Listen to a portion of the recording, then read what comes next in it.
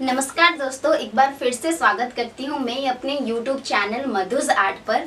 तो आज मैं एक नए आर्ट के साथ आई हूँ जो कि है मंडल आर्ट। मैंने ये मंडल आर्ट खुद से बनाए हैं, मतलब ये मेरे जो बिगिनर्स के लिए, ताकि ये बहुत सारे सिंपल से काम हैं इसमें। और ये मैं कानभास के बोर्ड में, कानभास पेपर जो आता है एक्रेलिक शीट, उसी पे बनाए हैं।